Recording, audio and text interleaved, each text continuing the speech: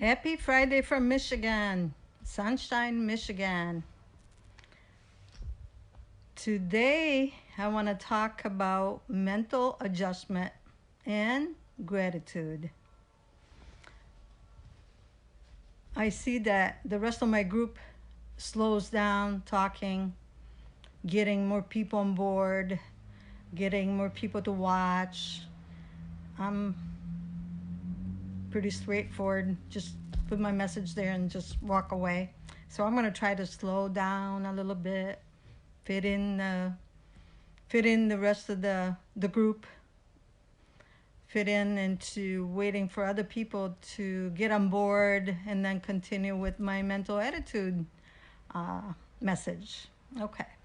So we were raised to believe that when we're facing a problem, what we got to do is concentrate on the problem. Doesn't matter if it's a relationship problem, a money problem, a challenge problem.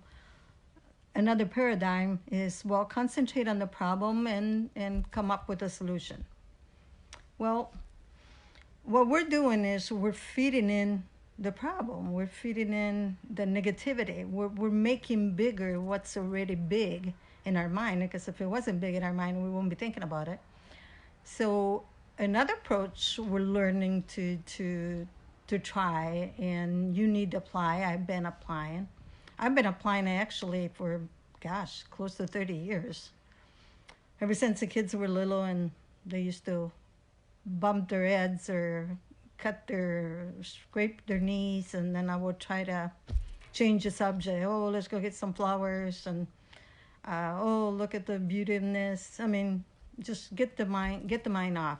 But now that I'm studying this, I guess subconsciously, or because I was listening to this type of lessons even then, and not fully understanding the language, but I was listening to it. So now I found that that's the same thing that I'm learning now, to do it from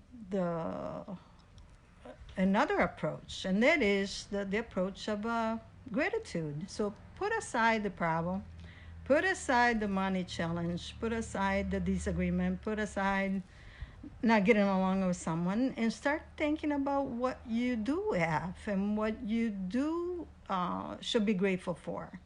So you can make a mental list of what you can be grateful for, but in reality, it's better if you put it in writing. And one thing I've been doing is not only put it in writing in English, but I've been putting in writing with my left hand, because it's suggested in there to engrave it in our mind even better by using the opposite hand that what you used to write it with. And this morning I noticed that when I did that, I'm writing even quicker. So it's still kind of chicken scrap, but it's much better, more readable than it was when I started. So if you make a list of what you should be grateful, because sometimes we don't see, we're so wrapped up into seeing the problem, we don't see what we should be grateful for. We concentrate on the negativity instead of the positivity. So make a list. I'm grateful for this. I'm so grateful for that. And just make a list and concentrate on what you should be grateful for. And by doing this is another munition in your back, in your bag, is a different way to solve that problem. Because when you do concentrate on the positivity, you tend to put in the back burner the negativity that's been occupying your mind, and that's not good. That's not good, because we tend to be the victim, and when we tend to be the victim, more negativity comes along. Now, one thing I found when I was at work with the victims, I mean, I used to categorize our workers in 3 categories: the victim, the martyr, and the happy-go-lucky. The happy-go-lucky is the one that makes money for you, makes money for herself, itself. The martyr, poor me, I'll sacrifice myself for this.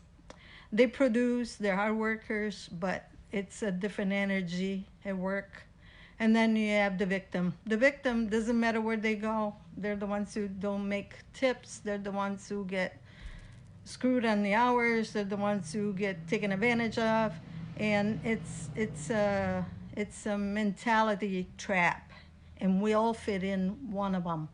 So if we start observing what we're doing, how are we reacting in life? Are we being the victim? Are we being the martyr? Are we being uh, the positive person?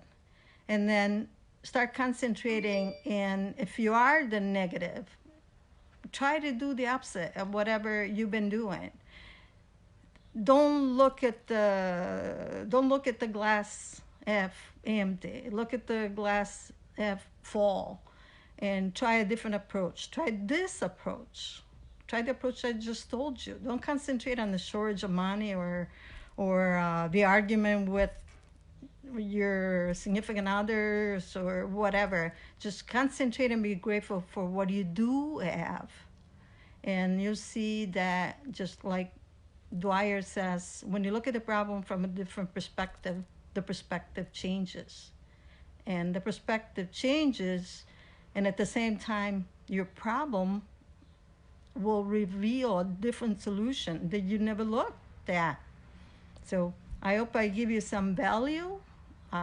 We're continuing with my group, everybody at different times of the day and different place in the different location in the world.